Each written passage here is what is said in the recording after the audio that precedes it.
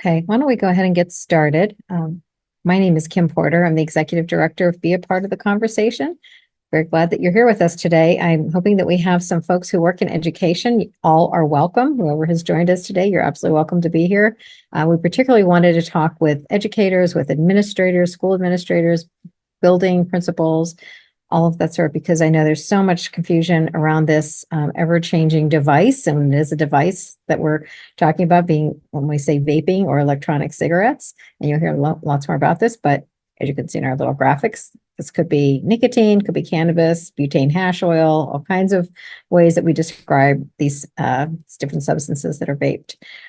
So we really want to thank Montgomery County Drug and Alcohol, Office of Drug and Alcohol. They have been supporting our organization for many years.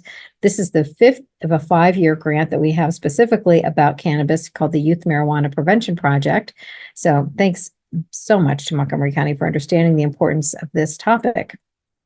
You'll have ample time at the end of this presentation for Q&A. We have two amazing presenters with us today. Very, very excited, and bi-coastal. And we are recording this program so that if you want to share this afterward or revisit it, you're welcome to do that by visiting our YouTube channel.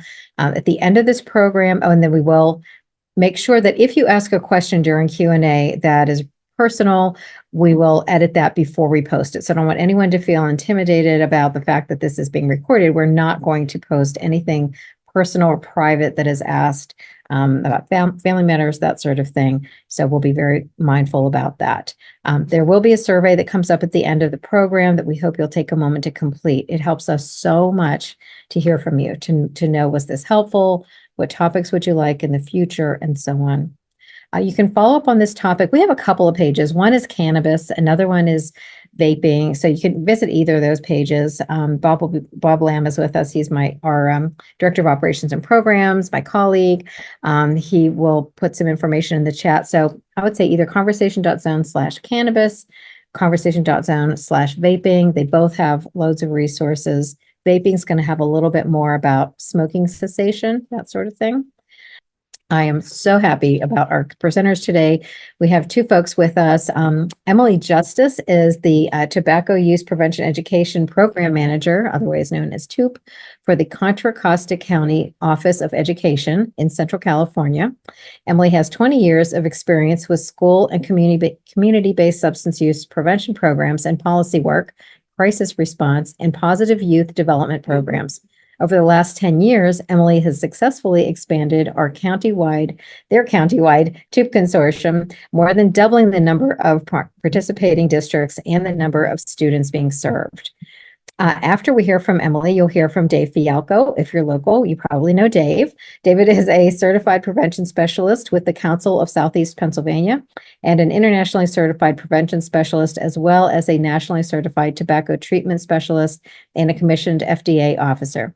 David has more than 19 years experience working in the drug and alcohol and mental health fields, working in treatment, prevention, tobacco cessation, and enforcement.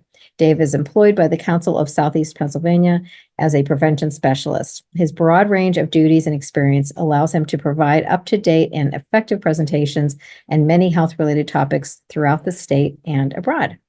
So I'm going to stop sharing and turn it over first to Emily. Thank you so much for being with us, Emily. Thank you so much for having me. So I am coming to you from the West Coast and located in what some would call Northern California, but there's a lot of California above us. So let me start sharing my slides before I get too far. All right, are you able to see my slide deck? Looks great. Awesome. Okay. So just to give you a little bit of context of where I'm coming from. So Contra Costa County is located about 30 miles east of San Francisco. And we are one of the largest counties in the state, actually. So geographically, we are not very big in comparison to many other counties, but we have the 9th largest student population out of the 58 counties in California. And so we have a lot of young people to work with, a lot of young people to serve, which is one of the things that makes, I think, my job so exciting.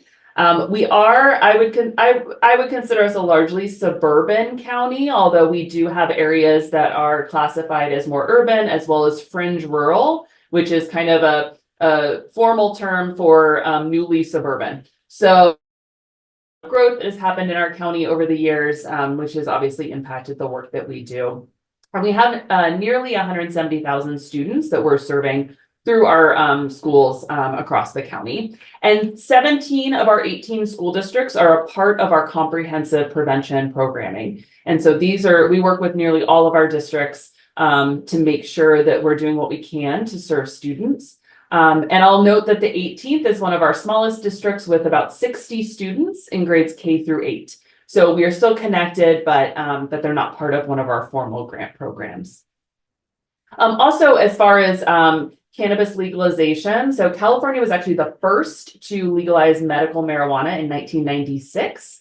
Colorado legalized in 2000, but we were not the first to legalize recreationally. That did not come until 20 years later in 2016. So while the legalization of cannabis is not new for us, we're still constantly learning more and more, especially from our young people as they are disproportionately impacted by these issues. So just a snapshot of what substance use looks like in our county. So similar to what we see statewide as well as nationally, we have done an amazing job of making cigarette use almost non-existent among young people. So our 7th and 9th graders across our county continue to report 0% as far as current use or use within the last month. I will note that 0% doesn't mean 0 students. It just means that there are so few that they're not registering as a percentage point. Unfortunately, we are still seeing some combustible tobacco use among our older students, our 11th graders. And then, as I'm sure all of you are aware, vaping has shifted the trajectory of our tobacco prevention work. I've been doing tobacco prevention work, as Kim noted, for over 20 years. And this work does not look at all the same as it did even when I started at our agency almost 13 years ago. And so vaping is definitely leading our tobacco use data among our young people. And then we see a lot of intersections between tobacco and cannabis use. And so before vaping, we saw it with things like blunts. So this is not a new issue as far as young people reporting co-use. So either using both tobacco and cannabis products or even using them combined. And so cannabis is definitely, along with alcohol, continues to be one of the most popular products among young people or drugs among young people. So kind of zooming out to the national level, looking at our tobacco product use among young people, you'll note that high school students across the US as of 2023, so this is the most current national data, 12.6% reported any tobacco product use. As you can see from this graph that breaks down tobacco use by type, you'll note that e-cigarettes or vaping is largely leading the epidemic related to tobacco use among young people. But we do want to recognize that while we often become hyper-focused on vaping because it's the thing that's most prevalent, it's the thing that our young people are telling us that they need help with, we do see other tobacco use happening still. So things like cigarette or little cigar use, nicotine pouches, which I will come back to because I know there's been a lot of questions locally for us as well as for our colleagues across the country around nicotine pouches. So I'll come back to that. Smokeless tobacco use still continues to be an issue in some of our communities. There's other oral nicotine products, things like snus, which is similar to Zyn, which is one of the newer nicotine pouches on the market. The ones that we see the lowest rates of use are things like hookah, which is a large water pipe used to smoke tobacco. Heated tobacco products, which if you aren't familiar with these products, it looks like a tiny cigarette that's put it into a device that heats the tobacco, not to the point of combustion. When we've shown images of these products to our young people, the first thing they say is, oh, that's not cool. So we're not particularly concerned about these products because young people are not finding them appealing. And then this one, I don't want to minimize this issue, but I've never in my 20 plus years of tobacco prevention work ever met a young person who uses pipe tobacco, although there are some young people reporting that across the country. So maybe there's a little bubble of pipe tobacco use that we just haven't found yet. And then going back to nicotine pouches. So this is not a brand new product. It's been on our radar for the last year or so. But these are small pouches that contain nicotine powder. So it's not from tobacco. It's actually just the nicotine powder. It's placed between the gum and the lip, and then it is absorbed into the bloodstream through the gums. They do contain nicotine, which is highly addictive. We unfortunately are seeing an uptick in reports of use from our young people. School administrators are coming to us saying that they're catching more young people with these pouches. We don't have local data yet because this is such a new product. We're going to start to see that data coming out in the next, as far as formal survey data. We'll start to see that emerging soon from our school communities. But just in working day to day with young people, we know that these are popping up across our county, and our county has very diverse communities. And so we're seeing it come up everywhere, which is really, really alarming, because if you think about one of the reasons that things like vaping are so appealing among young people are how discreet these products are. Nicotine pouches fall into that camp as well as being offered in multiple flavors. And California did ban the sale of flavored tobacco. And unfortunately, we're still seeing the flavored products being confiscated at our school sites. So enforcement has not caught up with the new policy. And I'm trying to think if there's anything else I want to note about nicotine pouches. Just a quick anecdotal story. A colleague came to me recently. His son is graduating high school this year. He's a baseball player. He's been touring colleges across the country.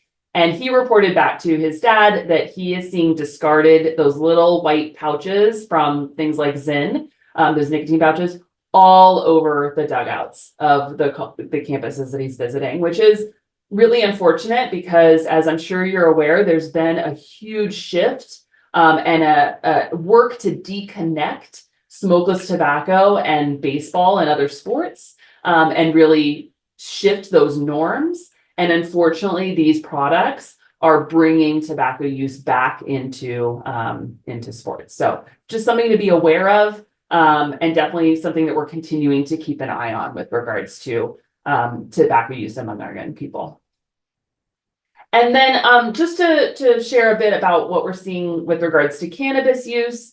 As I mentioned, California was one of the first states, or was the first state to legalize a medical use of marijuana in 1996. So while there was concern about recreational cannabis becoming legalized in 2016, what we were finding is that most of the young people who wanted to use cannabis were already able to access it before it became legalized recreationally. What we are seeing with with recreational cannabis becoming legal in the state of California is that perception of harm is starting to decrease among young people, which is obviously alarming. We want young people to understand that there is harm even when something is legalized. So that is something that we're again keeping an eye on as far as data points, not just use data, but of those young people who are using or not using. What are their perceptions with regards to the harms of occasional use and daily use? So you'll probably notice that among our 12th grade students, there was a huge decline in cannabis use from 1975 into the 90s. And then we saw an increase into the 2000s, stayed fairly steady, and we saw a huge drop in 2020. I do want to remind us of what our young people, what their environments were in 2020 and 2021. So we know that young people, like adults, were all at home. And so it's not surprising to us that overall we saw substance use decrease during shelter in place, during distance learning. Young people, access was reduced during that time. Most young people are social users, and they were not interacting with their friends in the same way. With that said, this data goes up to 2021. Locally, we have seen increases since students have come, back to school campuses full time. We have seen an increase in cannabis use data. So again, things to keep an eye on. It was an unexpected outcome as far as seeing those declines. And unfortunately, and not completely unexpected, we're seeing increases as young people have returned to school campuses. So this is again, national data. And so it's still promising that we see decreases in use, but as I share a bit more about this issue, I want to talk about how young people are using and how that has changed.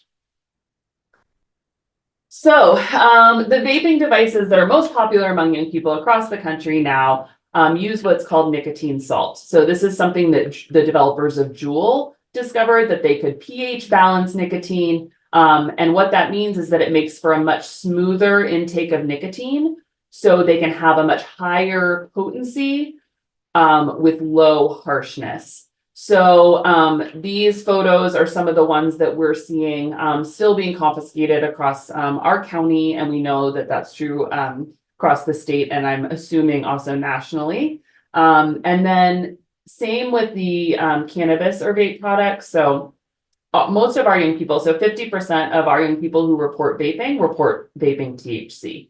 So again, when we're thinking about these intersections between tobacco and THC and cannabis use, for young people, even though sometimes our funding treats these as different issues, they're experiencing all of this.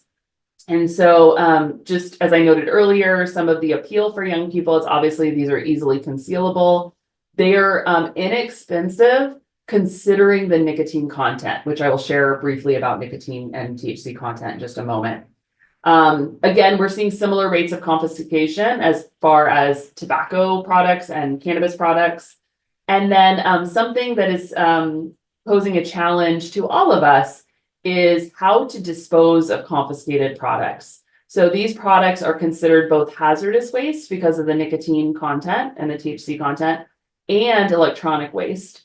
So we have actually had conversations with our local hazardous waste management company, which I did not think would be a part of my career, but it is now.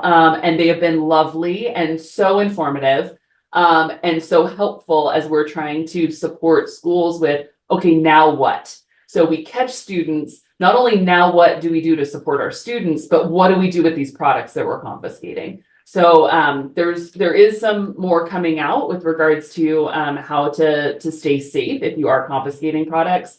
And I can drop some, when I'm done talking, I can drop some resources around that into the chat. And you'll obviously want to talk locally, because a lot of that is going to be handled at a local level. Okay, so potency. So I mentioned the nicotine salt, which is in all of the new the e-cigarette vaping devices that young people are using, which are the disposable, and I use disposable in quotes because again, they are hazardous waste. They're not actually disposable. And they all contain nicotine salts. And so what this means is much higher potency of nicotine, as well as the possibility of higher concentrations of THC, which will be on the next slide. And what we're seeing is that while we are still having some success in reducing use, the frequency of use among young people who are currently using is increasing. And we know that this is related to the nicotine content or the THC content in these devices. They are much more addictive than some of even the earlier generation of these products. So for THC potency, so the average potency of cannabis bud, the THC content in 2003 was 7%. So this is flower cannabis. The average cannabis THC content in 2013 jumped up to 12%. And in 2023, so Stizzy Skywalker, which is a specific product, Stizzy is a cannabis company, their cannabis vape pod contains 93% THC. So this is not the same product that was being used even in the early 2000s, and certainly not in the 1970s and 80s when we saw kind of the peak in THC use. And so what this means for young people, and I know David's going to talk a bit more about the impact on young people physiologically, but what the main thing that we come back to is the adolescent brain. So obviously adolescence is a time of rapid brain development, which in most cases is fantastic, because this is the time where young people are figuring out who they are, they're learning new information, skills, habits, They're learning new activities, they're engaging with their peers and with adults and with activities that they enjoy. Unfortunately, because their brain is going through this rapid period of development, they're also much more susceptible to the impact of nicotine and THC. And there's immediate impacts on things like learning and attention. And then obviously what we're most concerned with is the higher likelihood of experiencing substance use disorders. And so this is what we come back to over and over when we're talking about these issues, is that, we want young people to have a chance for their brains to develop in a healthy way. And so the best option is obviously to prevent use, which is the kind of the core of the work that we're doing, is hoping that young people would never use these products.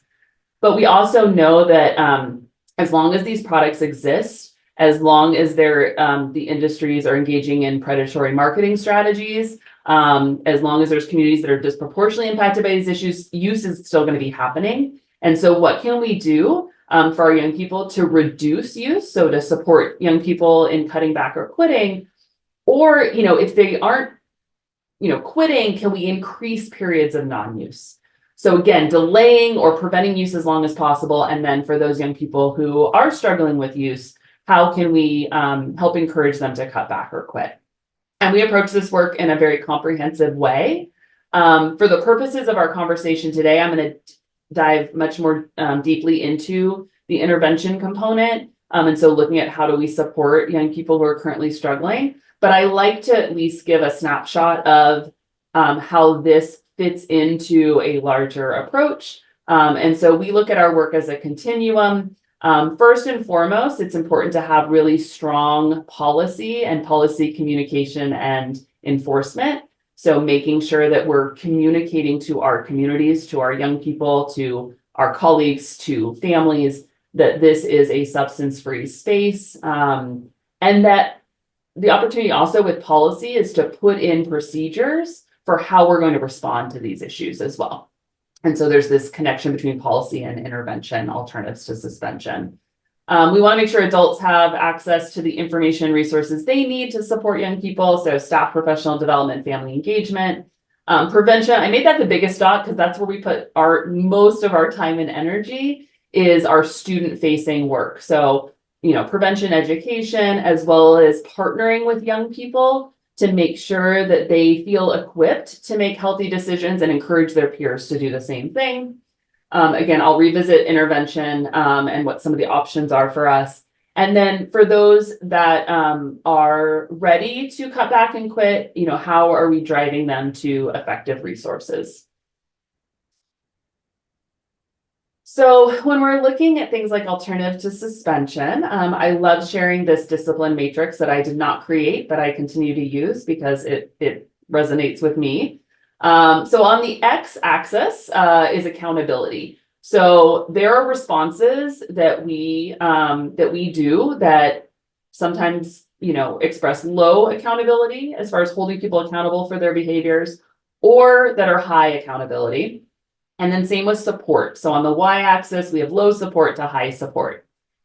So if we're low on both, so if we have low supports in place and low accountability, then that's considered doing something or not doing something at all. So that is considered neglectful discipline. So we're ignoring the issue. We're not doing anything to address it. If we have high accountability, but low support, then that's where we see punitive responses. So things like suspension. And one of the things I always like to remind us is that when we're suspending students, what are we suspending them from? And for our students who are struggling with substance use, which is a health issue, we're often suspending them from access to the very supports that they need to change their behavior. Now, related to that, if we have high support but low accountability, then that might be permissive discipline. It might be well-intended. We want to make sure that a young person is safe. We want to keep them connected, but we're not addressing maybe some of the underlying issues that young person may be facing. And so where we really want to continue to move is engaging in discipline strategies that are with young people. So this is considered supportive discipline. This is high support and high accountability.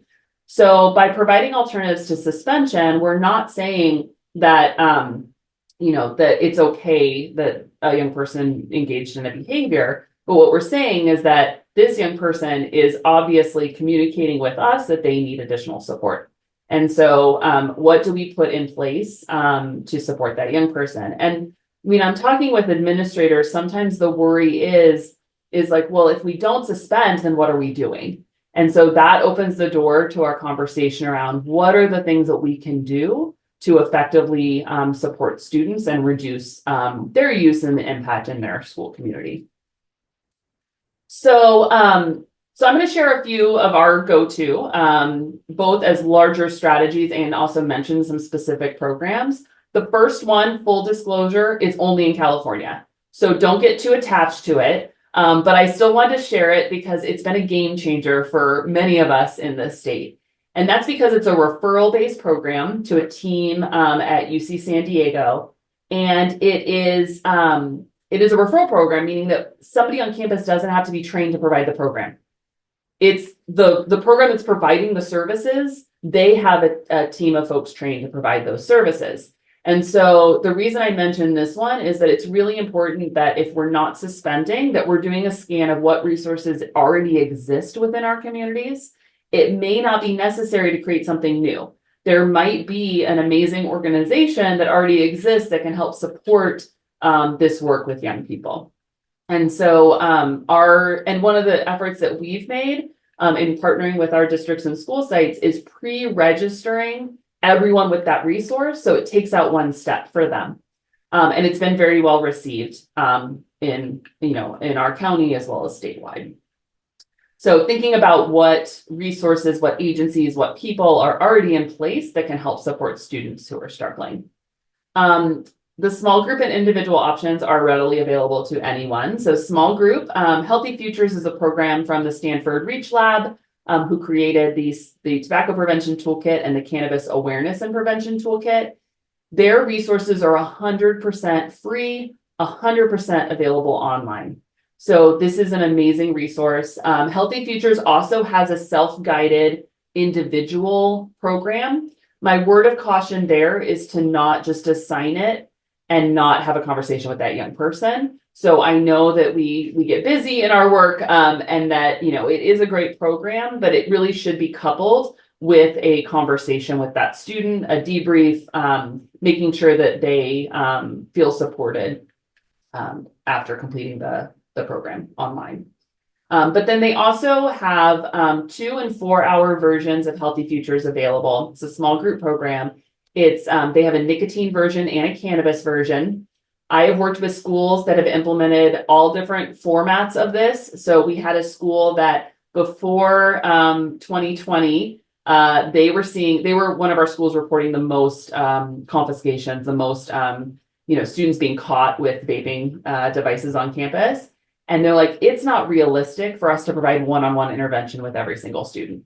And so they helped to actually pilot Healthy Futures. It wasn't Healthy Futures yet, but they piloted a Saturday school. So a 4-hour Saturday school, students had to come. As you can imagine, they were thrilled to be there.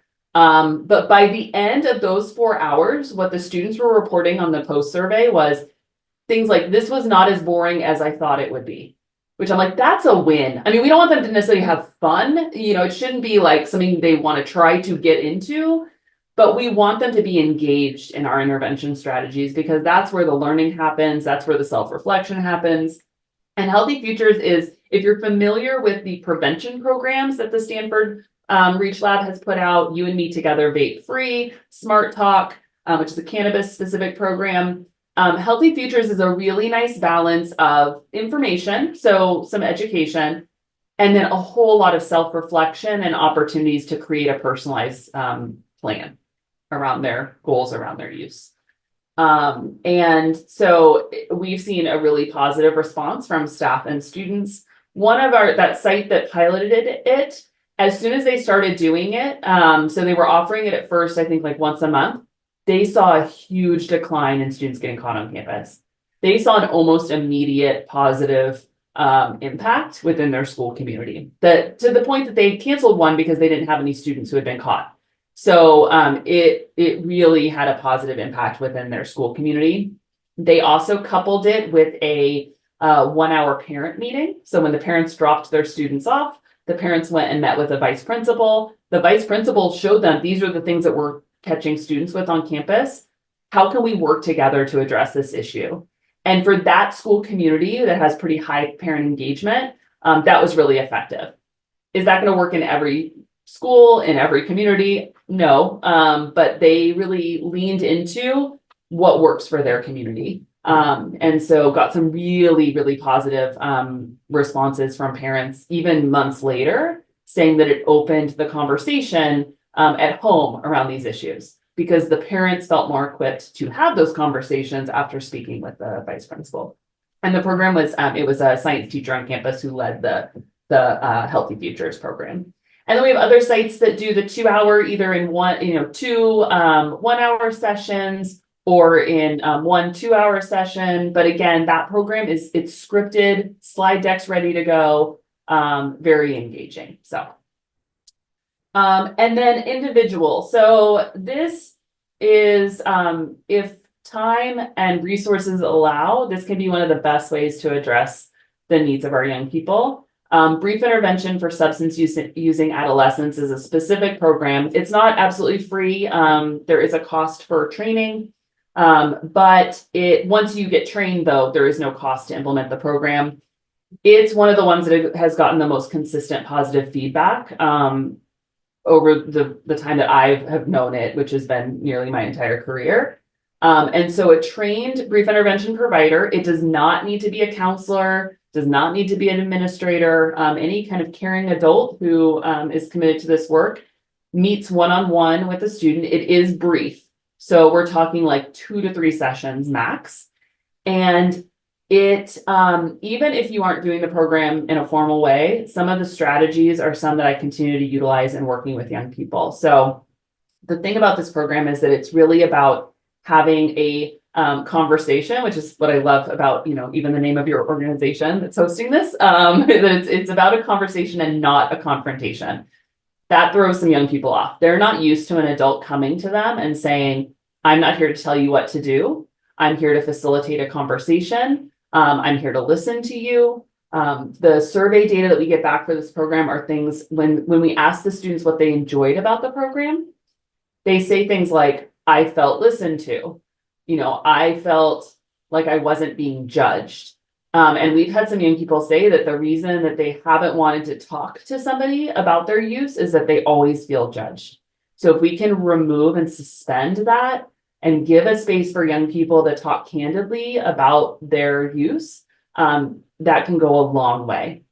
It's not always a one and done. So for some young people, getting caught and going through a program is going to be enough to deter them from using. But for many young people, it might be just the start of the work that they're doing. But the thing I like about it is that the program, the very first question on the first worksheet is, what do you like about use? Which again, young people aren't used to being asked that and wanting their honest answer, but it's really important that we address the underlying reasons that young people are using substances, because something about it is working for them if they're using. So we have to name that in order to be able to figure out how to best address the use, because it's going to be different for different young people. And then, just equally, if not more, we ask them about what are the things they don't like. So even the young people who are the biggest fans of substance use, they can find something that isn't working for them. I had one young person that I met with many years ago that stuck with me because she saw absolutely nothing wrong with cannabis use. Like, it was all good, right? And so I just felt like I was hitting a wall with those questions, because it was like, well, what, is there anything you don't like about it? No. What don't you like about it? Nothing. Have you seen it impact, your life in any way? No, everything's good. I'm like, well, how do you feel about having to meet with me? And there was a pause and she went, I don't like that. So I'm like, okay, we found something. We found one thing that you don't like, that it had an impact, and that you had to miss one of your favorite classes to meet with me. So like, that gave us a starting point. And so it really is a highly effective approach. And brief intervention, this specific program, isn't unique. It utilizes things like motivational interviewing and cognitive behavioral therapy, which we can utilize without a formal program. So again, asking young people what's working for them, what's not, just to make sure that we're keeping that door open to that conversation. So before I pass it off to David, I do just want to leave us with this idea that the best way to reduce use on campus is to help students, help young people to reduce their use. So I would like to, if nothing else, I'd like to just leave you with that and think about when we're looking at strategies that we're going to implement, do they align with this? So are we helping students to reduce their use in order to reduce use on campus? And I did see comments in the chat. I don't have it open, so I will take a look. And if there's any that that need my attention, I will work on that. And I know we'll have some time at the end for additional questions as well. So thank you all. Thank you, Emily. Great information. And I didn't mean to steal your thunder that California was the first. It's not necessarily something we want to win at, but but I did want it for the context of how many years this has been impacting us. So. Yeah, so you know far more than we do. I think unfortunately we're trying to catch up with you, but yeah, here we go. Well, thank you very much. And if you can stop sharing your screen, we'll let Dave start sharing his screen. Awesome. Dave, thank you so much for being here. You're welcome. Let me, all right. All right. So my name is David Fialco. I'm a nationally certified tobacco treatment specialist, as well as a certified prevention specialist. I think, Kim, I need to send you an update because I'm no longer a FDA commissioned officer. I gave up my commissionship during COVID. Noted. Thank you. Yeah, it's I'm pushing over 20 some years now working in the field of addiction sciences, and my main time spent now is providing trainings and as well as counseling services, or what we call tobacco treatment services, cessation services for adults. Because tobacco dependency treatment, really, you need to kind of either have a need or a desire to quit, right? Typical patches, gum, lozenges, cognitive behavioral therapy is, hit or miss with the teenagers, because for many of the teenagers, they're still getting that profound perceived benefit from the nicotine, and they don't want to stop. So patches, gum is relatively ineffective on them from what we've found. And then I see young people through the Bucks County Student Assistance Program throughout Bucks County. And what I see are rates similar to what was mentioned. My concerns now are I'm seeing a significant increase in SAP referrals. I don't need to go into SAP since all of you are educators on here. Boy, 4 or 5 years ago, 6 years ago, primarily the majority of SAP referrals I was seeing were juniors and seniors. Now the majority of them are 6th through 8th grade. So that should be just something that we notice. Let's see, my clicker isn't working, so I'll do it manually here.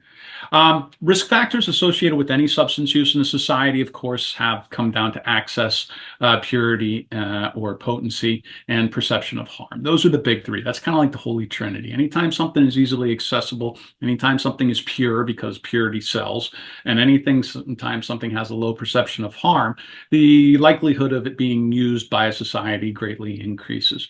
The fourth one there, the age of exposure, that one we continue to see getting lower and lower and lower, and that's quite concerning, because when we look at all the data, when we look at all all the research, for every year an adolescent who is between the ages of 12 and 21, for every year that they delay initiation of substance use, they decrease the likelihood of experiencing substance use disorder or other harms associated with substance use by about 5%.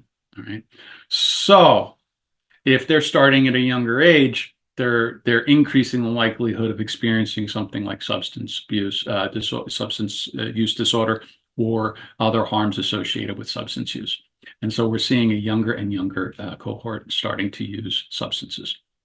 I'm a big fan of talking about the brain and the dopamine production in it. Dopamine is not just kind of, in the brain, it's throughout our body. And it not only regulates our mood and bodily functions, everything from sleep to appetite, but really what it focuses on is it's our happy chemical. And it's that thing that makes us want to get going in the morning. Each and every one of us engage in drug-seeking behaviors every day, every week, every month, every year of our lives. We simply are human beings. We have a 3.5-pound organ, and that 3.5-pound organ called the brain simply wants to avoid pain and suffering, which is in the red here on this chart, and we want to experience pleasure, which is in the green. That's what drives us as human beings. We all engage in drug-seeking behaviors. For some of us, we engage in healthy pro-social behaviors, others antisocial, unhealthy behaviors. So it really just kind of depends on what is easily accessible in your environment, what is perceived as acceptable or low harm, and what is the purity of those things, right? So if you have a high access to things like healthy pro-social activities like sports, art, culture, and you have an accepted perception of acceptance in your community from that, and it's all high quality, then you're going to probably have a reduced report of substance use and higher pro-social. But if it's flipped, then that looks at it. But anyway, dopamine production, the brain, the 3.5-pound organ that simply wants to feel good every day. We get high every day naturally off of dopamine. I always joke, I get high with my 12-year-old and my wife every day, naturally by engaging in things like conversation, which is about a 5% increase in dopamine. It takes a little bit of skill and effort to get a dopamine response. And I tell my kid bad dad jokes like, what'd the shark say when it ate the clown? Right? Tastes funny. So, he giggles at that, those kind of jokes. And, we both kind of get that quick little buzz, that quick little smile. And then it's gone. Back down to baseline, neutral. And then we're like, yo, brain, hook me up some more of that. Brain's like, no, nothing's free. You got to work for it. Just don't work for it. Do it better. And so it motivates us to do these things over and over again. Next up are things like good grades, art, music, right? About a 15% increase in dopamine. 3 times that is a good conversation, a good joke. And so that's why some kids really excel at one topic, one subject and not another. That's why some kids are musicians, others are artists. 15%. It's there and then it's gone. And then you're like, your brain, hook me up with some more. And the brain's like, no, I'm sure you got to work for it. Motivates you to do it over and over again, right? As you do it over and over again, it reinforces your skill set and makes it a little bit easier to attain next time, right? And next up is sports, working out, physical activities, about a 25% increase. And that's as good as the human brain gets. We will not typically see a 25%, more than a 25% increase in dopamine released all at once. Because dopamine is valued, it's our motivating, it's that kind of carrot at the end of the stick. It's what makes us do the things we do. It's what makes us tick. And so for those of us who are athletes or coaches now, or whatever we do, when we're in the game, when you're in that activity that's requiring a lot of physical exertion and a lot of mental focus, you're not thinking about work or in child's cases, parents or girlfriends, boyfriends, tests. You're not even paying attention to the crowds, right, that are in the stands. You're just focused on the next play. And when you make the next play, if you do it right and you do it efficiently, boom, 25%, it's there. It's amazing. Maybe the best feeling that young person feels that day. And then it's boom, it's gone. And then they're like, yo, brain, hook me up. Brain, no, that's not, nothing's for free. Get back in there. And that's why you can see the focus on the kids' faces when they're in the game.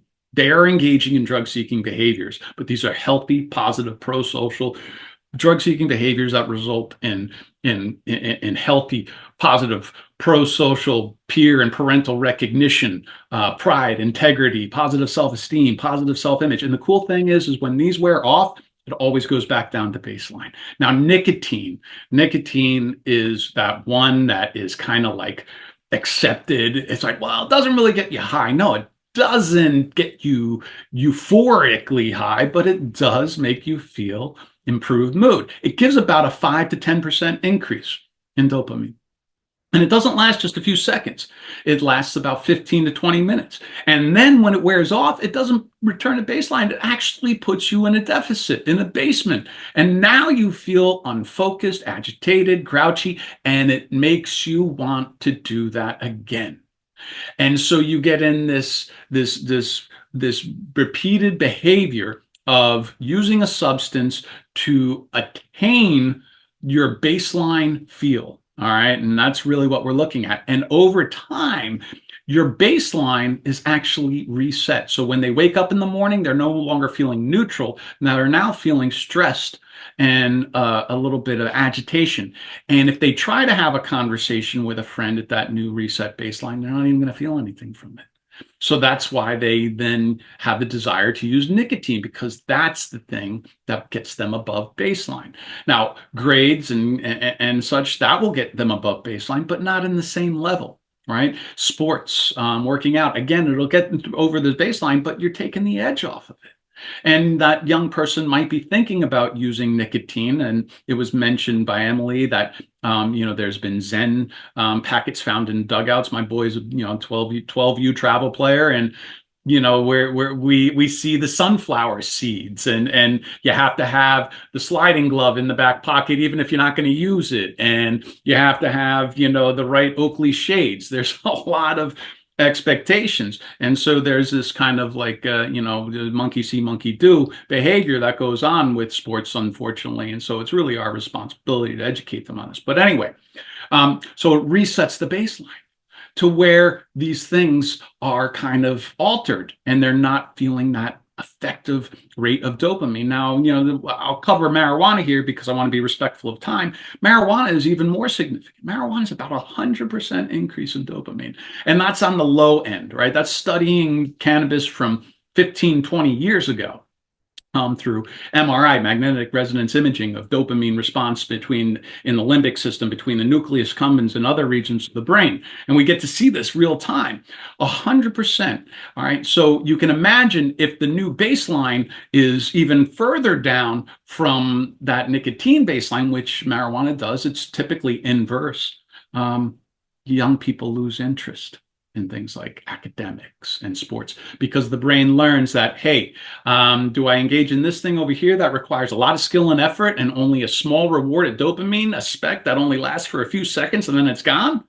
Or do I engage in this behavior, which requires no skill, no effort, gives me a large amount of dopamine and lasts a long time? The 3.5-pound organ simply wants to go from point A to point B. It's not the individual.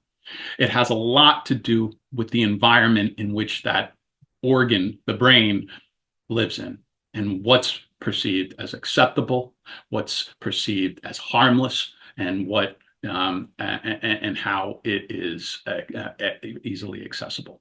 So it's kind of like right now we're kind of in a perfect storm, and that's why we're going to continue to see an increased use. And if you look at the Pennsylvania Youth Survey, those statistics kind of back this up, but in smaller amounts, right? Anytime I go off of surveys, I'm hesitant to really accept it as, as gospel, because I'm in the schools every day. Today, I saw 3 kids in a school who were referred through SAP, and each one of them were for cannabis. And, they don't understand what they're going, what they're doing. And it's a large part because of the industry. It's incredibly effective, this industry. I mean, when you drive down 95 now, or any of the major thoroughways, you see, especially in Philadelphia, you see marijuana advertising all over the place. So they're getting bombarded. They're not going for us, they're going for the young people. And so that's not part of my presentation. It's a whole nother one, so I won't get into that. But when we look at dopamine, the reason why young people have a low perceived level of harm about marijuana and nicotine is because those ones are kind of like the lower level ones, right? Nicotine is around 5 to 10%, up to 15%, depending on the form. Alcohol ranges from 15 to 16, cannabis 100 to 150. So when they Google what's the least harmful drug, they're referring to illicit drugs, which cannabis still is, and cannabis comes up because it's only 100 to 150. whereas cocaine is 300, crack cocaine is 600, methamphetamine is 1,000, opioids are 1,400%. So you can see how they justify their use, but what they never get is the natural amount. And when you compare 5, 15, 25 to 100, 150, all of a sudden it looks kind of bad. So that's one angle that I go when I'm educating young people. I also go like, the social justice angle where, I let them know who owns the industry and how they're being taken advantage of. If there's a positive response in these 3 sessions, the program that I like to use is called Teen Intervene. It was formerly known as Alternative to Suspension. It's a 3-session cognitive behavioral therapy along with a very easy to follow curriculum. And if the information over the 3 weeks sticks, then I explain to them that, nicotine withdrawal really is something that your age group is able to overcome within a couple weeks, typically 2 to 3 weeks max. And that's why NRT, nicotine replacement therapies, aren't necessarily needed for adolescents. Their brains are still so malleable and showing the plasticity of neural connections that they can quit and that baseline returns to normal. And they'll start to recognize those small doses of dopamine a lot faster than, say, somebody who's 26, 36, 46, where it may take months for that baseline to reset. Specifically about nicotine use, right? We probably all saw reports back in 2022, 21% increase over previous years. Study finds, like, oh my God, that's horrible. It's not actually that high because of COVID. So isolation, no access to nicotine products. Initiation is typically something that goes on with peer interactions, and peers weren't interacting. So we saw this, this COVID thing kind of just totally knock out new use and use altogether. In fact, in 2021, the report came out 25% reduction or 20% reduction in nicotine use across the country, and people were like, wow, we're doing our job so great. No, it was COVID, man. Epidemiology, you never see percentage changes like this. Typically what we see is like a 1.5 to 3.5% change. That is the realistic changes. And so 20% reduction the previous year, 21%, that's online with about that 1.5% increase. And we see that increase every year, right? 80% of smokers do it because they're self-medicating with it, right? They use it as a form of antidepressant, mood stabilizer, something to deal with their negative emotions, to deal with solace. And it does have a profound perceived beneficial effect on the emotion. If you ask smokers, when I work with my clients, the number one reason they use nicotine or smoke is to feel less stressed. It also helps with performance and focus, right? Because it's a stimulant. So when we're talking about the stimulant effects of nicotine, it's not just on the brain, it's the heart. So like for those of us who exercise, when we exercise, our heart rate goes up to maybe 150 beats per minute, whatever your target zone is. Your arteries expand, your blood vessels expand, your blood pressure just slightly increases. All of this stuff is really, really good, right? And it's transient. As you exercise, that heart rate is up and down, your blood vessels are expanding and contracting, your blood pressure is staying within the target Goldilocks zone, right? And you're reducing the likelihood of stroke and heart attack in future years. You're cutting it in half with just 20 minutes of this a day or more, right? Now, nicotine is the complete opposite. Nicotine increases heart rate by about 33% and keeps it there for about 30 minutes at a time. So if you have a resting heart rate of 70 beats per minute, as soon as you dose on nicotine, whether it's a Zen, a smoke, or a vape, instantly 100 beats per minute. At the same time, it's a vasoconstrictor, so it constricts all of your arteries and blood vessels and makes your heart work harder, which creates an overmuscular heart, which now is trying to push more volume of blood through plumbing that is more narrow, which induces the disease of high blood pressure. Every time somebody uses nicotine, they give themselves a disease of high blood pressure for about 30 minutes at a time. The thing about this is previous generations who smoked on average a half a pack of cigarettes induced the disease of high blood pressure for about 4 to 5 hours a day. That's what half a pack of cigarette does.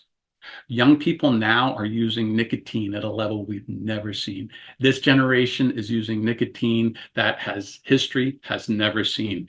They are able to use the vape devices from the moment they wake up to the moment they go to bed, and their heart rate is they're constantly inducing the disease of high blood pressure for their waking hours, 15, 16 hours a day or more.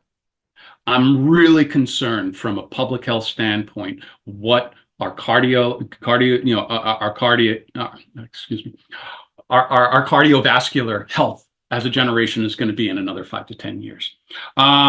Nicotine is also impacts apoptosis, which is programmed cellular death. It takes away that function in cells. So even though nicotine isn't a carcinogen, it's considered a tumor enhancer because if your body is working properly when a mutated cell is identified, if the lysosomes can't fix it, it goes into apoptosis, programmed cellular death, right? Nicotine takes away apoptosis. So now those mutated cells do not self-destruct, and it actually creates a stronger mutated bunch of cells, which now is being fed with more oxygen-rich blood because nicotine also promotes blood vessel growth. So it's kind of crazy when we really think of nicotine and how unhealthy it really is. As far as the lungs on nicotine, right? Vaping, it's more of the components of the product than the nicotine, right? We're looking at things, FDA approved ingredients like propylene glycol, vegetable glycerin, food flavorings, all FDA approved, but only for food. Ingestion, digestion, evacuation. They've never been approved for heating and inhalation. And what we're seeing are there's two types of macrophages or microorganisms that live in our lungs. And then you see the little Pac-Man down there. If you look at them under a microscope, they actually look like Pac-Man. They envelop all the dust and particulate matter that we breathe in our environmental exposure every day. They break it down, and then we evacuate it through exhalation. That's the job of the macrophages. For whatever reason, and this is a theory, this is what we're seeing, preliminary information, is that these FDA-approved food ingredients, when heated and inhaled, are enveloping these macrophages in a lipid layer, basically a bubble, and rendering them useless. And so what we see is acute lung tissue irritation due to buildup of particulate matter and skin irritation, which is exposed to this particulate matter, that turns into chronic lung tissue irritation, which now turns into necrosis. All right, death of lung tissue. So it's not just the nicotine, it's also the product ingredients. If it's a stimulant and you're in protracted withdrawal, you're going to be below that baseline, which is agitated, unfocused, more difficult to recall and learn information. Your grades are going to, maybe not go from an A to an F, but maybe an A to a B, or a 4.1 to a 3.7, which means something if you're trying to get a scholarship, right? And that's why young people are using these vape devices nonstop, because they see that when they're not vaping, they're finding it harder to focus. So they use it as a self-medication. All right. If they're currently vapors, and this is what I'm seeing in the clients who I see who are in their 20s, today's vapors are tomorrow's smokers. It was originally designed as a cessation aid, which is not FDA approved for cessation, which was originally designed for cessation, is now being marketed from Philip Morris Altria, Vector Group, all of the big industry, which are the shareholders in every last vape device company. They're using it as an introductory aid. They get the young person hooked on the nicotine, and then they introduce them to the tobacco in their later years, and they become a dual user. Tobacco is making more money now than 10 years ago. They almost went out of business in the early 2000s because our smoking rate was down to around 14% of the US. All right. Understanding puffs. Puffs are important because puffs are the amount of puffs that you take off of a cigarette. And I think I've got like a minute or two left here, so I'll try and wrap up. This is a pack of cigarettes, about 250 puffs, right? This is what young people can buy for about $17, $11, $17, 8,000 puffs. So the industry is making it more easily available, more attractive to young people, and more pure and potent. Remember, access, purity, and perception of harm. What does that look like? That looks like candy, low perception of harm. Access is wicked easy, and cost is down and purity is incredibly high. All right. Marijuana, I'm not going to like talk about legality. I put this in there so that you can take a look at it yourself. It just kind of goes over some misinformation that's out there. I would be very hesitant to vote for any type of legalization currently. I think we need to pump the brakes because I am concerned about a predatory commercialism, not legalization and adult use, but commercialism, which is going to target our youth. It's the basic Pareto principle, right? If anybody's ever taken a basic economics course, you know about the Pareto principle. It is the marijuana industry in a nutshell, making loyal customers. All right. And just to put it into effect, $33.5 billion were last year in medical and adult use cannabis. 33, it beat out chocolate, eggs, and craft beer. 55 million Americans reported using marijuana within the past year, which spent around $600 or $700 a year on marijuana. All right. Just to put it into effect, $96 billion of product was produced last year. Only 33.5 were counted for. What happened to that other? The whole misconception that legal market does away with the illicit market, it's completely false. All right. Every state that's legalized for adult use has seen an increase in illicit market because of overproduction, taxation, and the legal market is attractive. There's no tax, there's no regulations, there's no seed to plant tracking. It's easy breezy lemon squeezy money. It's very lucrative. Medical marijuana, yeah, does it have potential benefit? Absolutely. All of our medicine comes from plants, but all of our other medications, when they move from plant to medication, it's typically in a controlled way, which the drug chemistry is known and reproducible. It has adequate safety studies. Must be, they're adequately and well-controlled studied. Well-qualified experts are part of the process. None of this is current with marijuana. And the number one reason for medical marijuana cards in the US right now is anxiety use disorder, generalized anxiety disorder, which marijuana, THC, is actually counterproductive for. So we've got a long way to go, right? Cannabis hyperemesis, excuse me, I can never say this, I'm from Jersey. Hyperemesis syndrome. It is essentially overdose. You're getting a negative medical response to a substance. And the only way, this is constant and uncontrollable vomiting and nausea, and the only way to rid yourself of it is to cease marijuana use altogether. And as soon as that person starts to use it again, they get the symptoms back. So this is mainly due to the very pure high THC product that's out there. As you can see here on this slide, the average in the 70s and 80s was around 3.5%. 5 people smoke it, you laugh for 15 minutes, and then you end up with a wicked headache because it was low grade, equal amount CBD, THC. Wasn't until really we saw the use of high potency marijuana and the legalization that we started seeing the amounts. And now we're up to 90% THC in vaping products. All right. So 3.5%. Yeah, our generation might have experimented with it and we turned out okay. Does not mean these young people are going to be able to experiment with it and go unscathed. It's a completely different drug. On top of that, it's not just the THC. The CBD counters the effect of THC. The CBD has not risen with the THC. It has not rose to meet the occasion. So we're looking at a higher purity, a more higher result in impairment, and a higher addictive quality because of low CBD. All right. And this is just some purity averages for varying amounts, but they're all really, really high. When you see weed, that means flower, bud. All right. So some resources.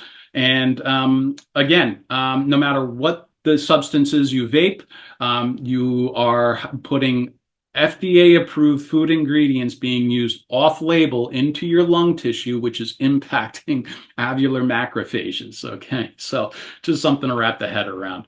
All right, I think I'm sorry, I'm like 3 minutes over. My apologies. All right, so I'll hand it back over to you, Kim. Thanks so much. Oh, totally fine, Dave. That was great. Thank you. And who knew we were going to be talking about hazardous waste in our careers and hyperemesis? And we just say words like that, right? It's not a, Oh, thank you for saying it correctly. Hyperemesis. Oh, you see this. Thank you. we're saying it way too much. And it's a I real got tongue thing. It tied. is a real thing. It's It is. amazing how many people are talking about this.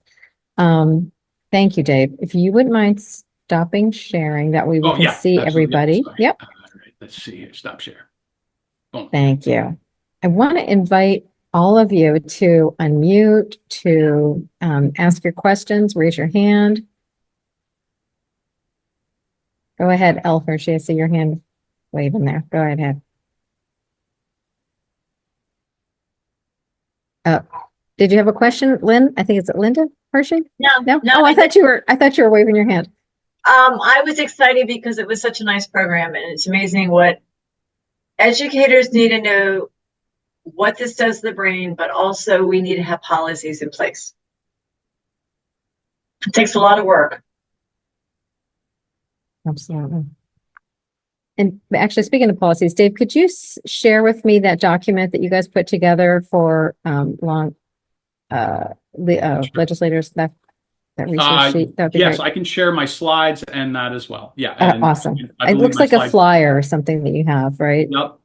That'd be That's great. for education of lawmakers, and this is both at Lawmakers. local and state level, right? And it's not lobbying. All right, I don't want Right. to lobby. This is Yeah. just simply like, oh, hey, I understand the acceptance. I understand, 50 some percent of U.S. adults, are not opposed to marijuana legalization and fall into the favor classification.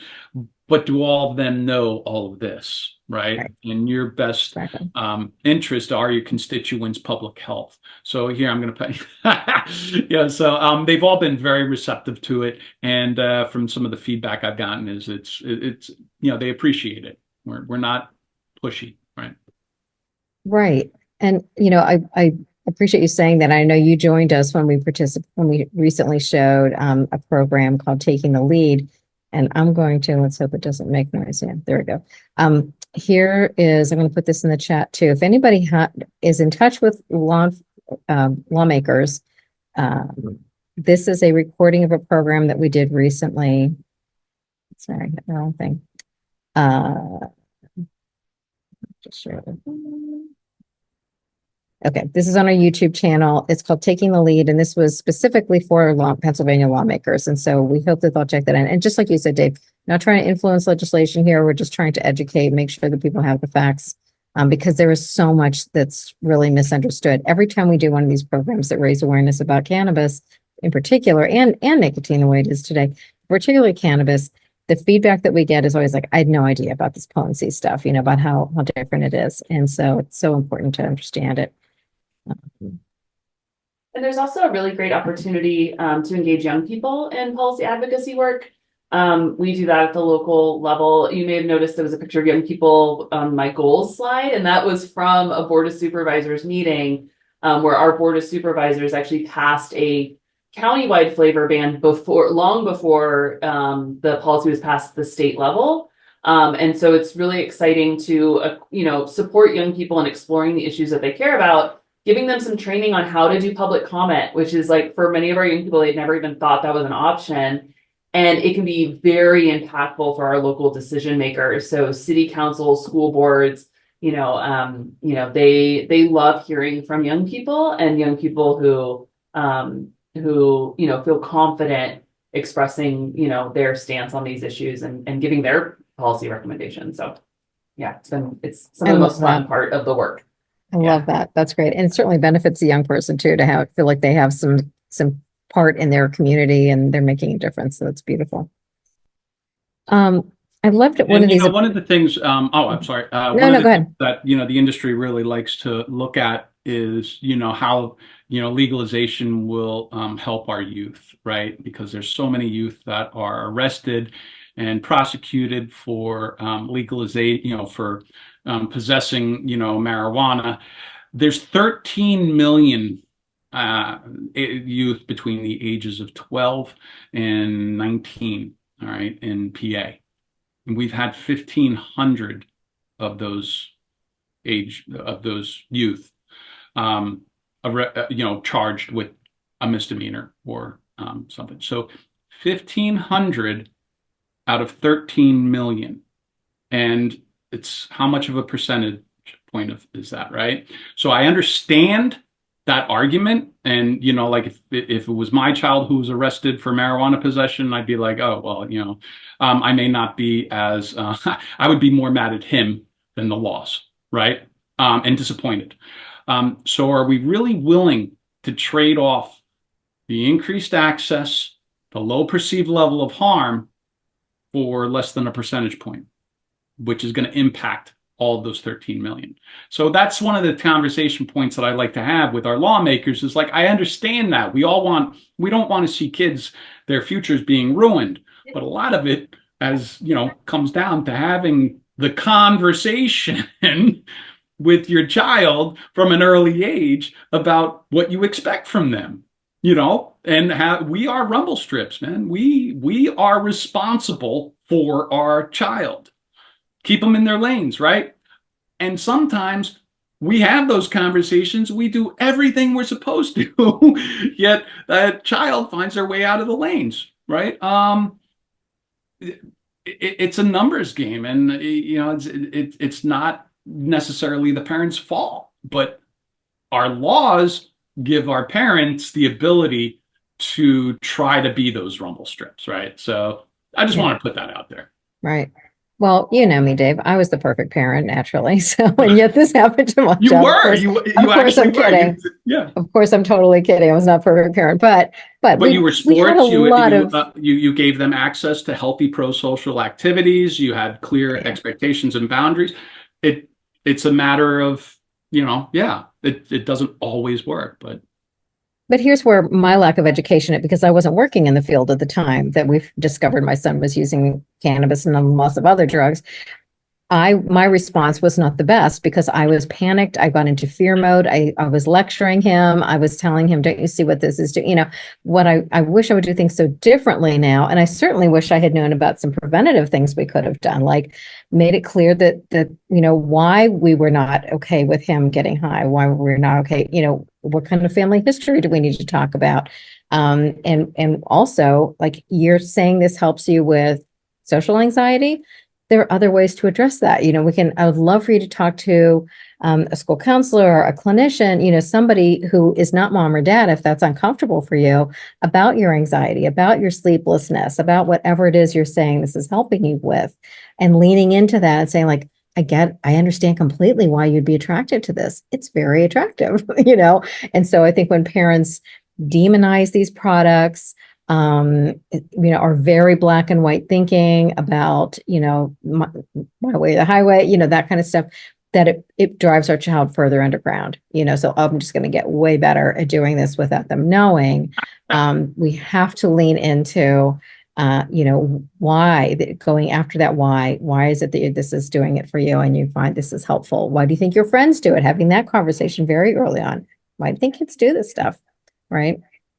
It's very eloquently said, and that's why I think so many people be part of the conversation at such high regards, because it really is just about having those conversations. It's such good stuff. I really want to invite your questions who are here with us. And we did get one in the chat. Great. So someone's asking, they're a prevention counselor, and they're finding that parents are allowing their child to have access to a medical marijuana card. So how would you go about having a conversation with the parent about the negative impact of allowing your teenage child to have a medical card? Well, we need to meet parents where they are as well, and I know that I've talked to some parents who've said they keep getting in trouble. I don't want them to have a record. So I got them a card. Yeah. And I mean, I've had young people, who are on lithium and, benzodiazepines and, SSRIs, and, nothing seems to be working for them. And, they say they stopped taking their medication and now all they use is marijuana and it seems to be working. That's when, I recommend them to a clinical psychiatrist. That's when I refer out, because, that's above me. But like, can it have medical benefit? Yeah. And I think the do no harm pledge that all medical providers take, where they assess risk and benefit, that is going to be the doctor who I would want my child to see if I felt that a medical marijuana card would be beneficial for them. Because, if it's a dopamine or serotonin level baseline, disorder where, they have lower levels of those things, it might be an appropriate fit. It might actually. But Counselor Dave or prevention specialist Dave is not going to be enough for that. It needs a higher level of care. Mhm. Yeah. And Referral. That's the SPR, right? Screening. Yep. Brief intervention, referral for treatment. And most counties have a pathway, of steps you take.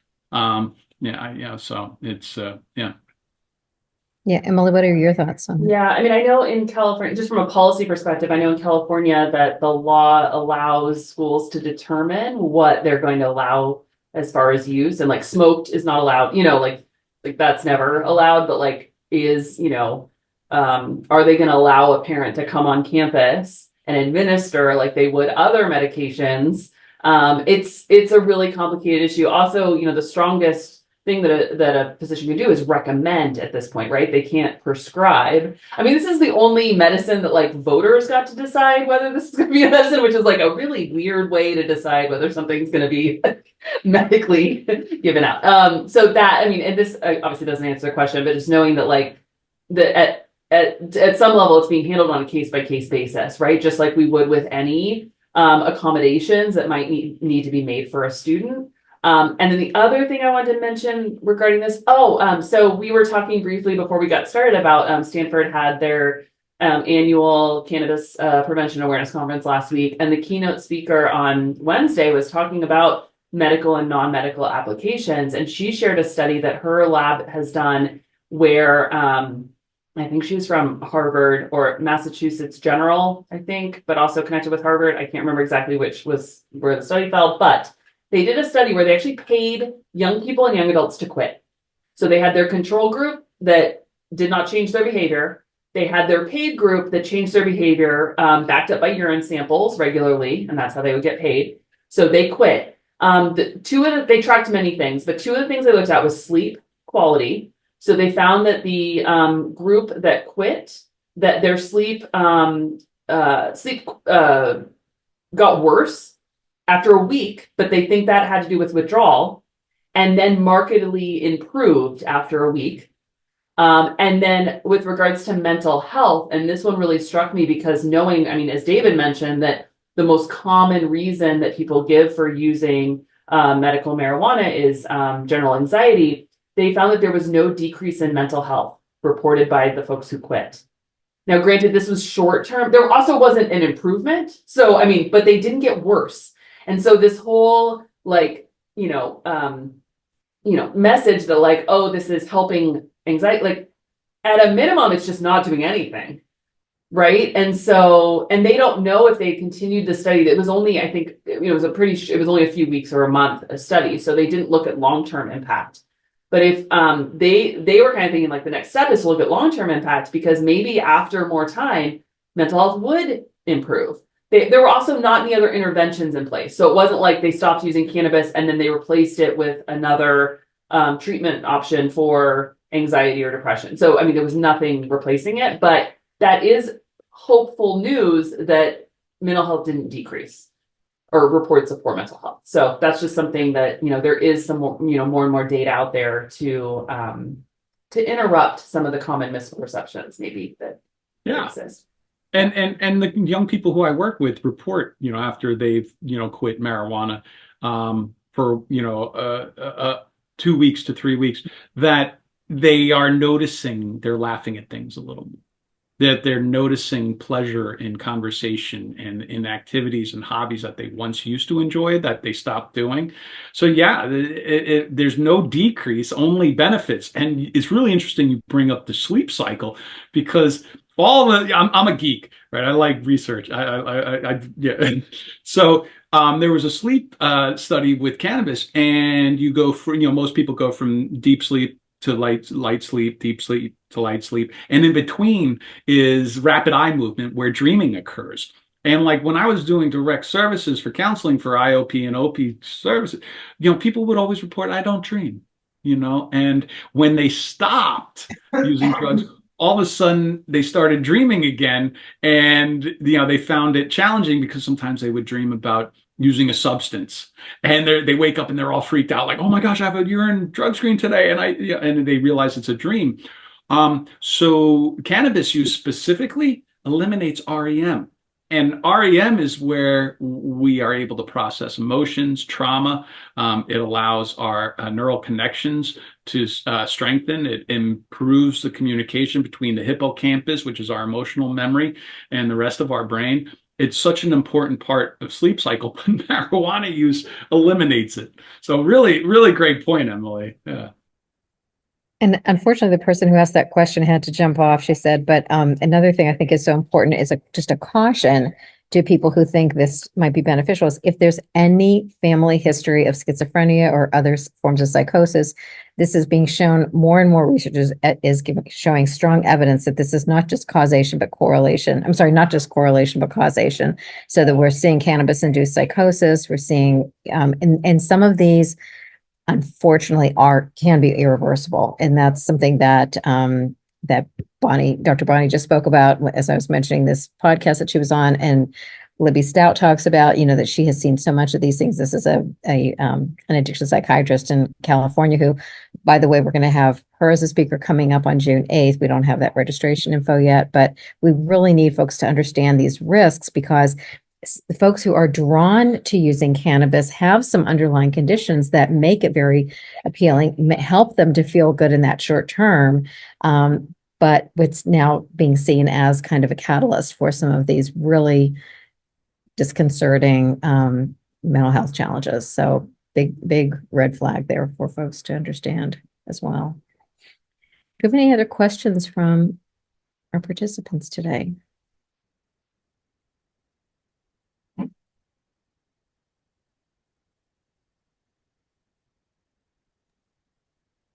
I would like to quickly add something in case anybody's still thinking and adding to the chat.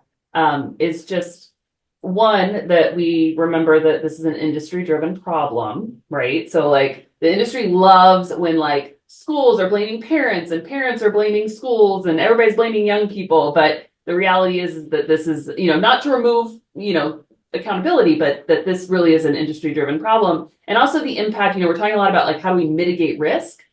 But we know that one of the most powerful resiliency factors, protective factors, is the presence of caring adults. And so the fact that, everyone is here in this space, that you all are poised in that position. And so if we can do nothing else, if we can make sure that the young people in our lives, personally and professionally, know that they're cared about, that will help to mitigate risk and increase protective factors, even in the face of challenges. So, yeah. Very well said, It's Emily. Such a great point. Yeah. 25% of graduating seniors report no use of alcohol, nicotine, or other drugs, right? 25%, that's a good chunk, right? Of those 25%, 75% of them reported parental expectation and not wanting to disappoint their parents as the reason for not using substances. So I think what Emily just said is profound. And it resonates. I see that someone said they had submitted a question ahead of time. I think the questions about Zyn were addressed. There was a question, and you're absolutely welcome to unmute and ask your question live if you like. There was a question about a counter response or a way to respond to someone who's giving a lot of excuses. It's legal, it's a plant, it's natural, it's not that bad, I don't use that much. What one response? I don't know that there is one response we can give, but was that the question that you posed when you registered? Okay, that is the question. So responses to that, which we do hear that a lot from kids, right? It comes from the ground. Well, there are ways to respond. So does sulfur and opium and kinds of things come from the ground, but we don't want to have just a constant debate. What kinds of responses would you think about, Emily, when you're doing your brief interventions? I mean, something that I learned in doing brief intervention, I learned this from, one of my professional mentors, Ira Saknoff, who was the brief intervention trainer for many, many years, is he always talked about how you wanted to hear the cognitive dissonance. And what that sounds like is, huh. And so how do we get young people to say, huh, like, okay, so and I think it's continuing to dig and ask open-ended questions and be open to their responses, because they'll get there themselves. It just might take a while. So as I mentioned, that young person who everything was like, there's nothing wrong. There's no problem. Like, we finally got to the fact that she didn't like getting caught and having to go through the program. So if that was her one point, great. But yeah, it's just trying to get to that, which takes time. I wish there was one thing that worked, because then we just all do that and we wouldn't need to be doing that. We could move on to something else. So unfortunately, it is something that takes time in building relationship. And if you're familiar with motivational interviewing, that could be a great way. Like, so it sounds to me like what you're saying is, this is natural and it's not that bad. So you don't feel this is that bad. Can you think of any ways that it might not be the best thing? Like, so kind of to give them some space to think about this too. Like, what things could go wrong? Are there any times that it's been a problem for you? Does seem like it's expensive. It does seem like there are some other alternatives. Can you think of alternatives? Like, have them think through it and give them that kind of to empower them to come up with some of their own solutions or alternatives. I hope that I have to answer that question. It is tough. It's especially for family members. We want to find that balance of, I want to keep you talking to me. I want to keep that, I don't want to be a barrier. I want to keep you being, and if they say anything honest, I'm so glad you're being honest. You're telling me what you love about this. I appreciate the honesty, to celebrate that when you can. Well, thank you all. I want to respect everyone's time. Thank you so much to Emily and David. You guys were amazing. And I'm very, very grateful that that Ira connected us, Emily, that Dave, you're in the hood and we can count on you. So thank you both so very much for your insights. And thanks everybody for being here.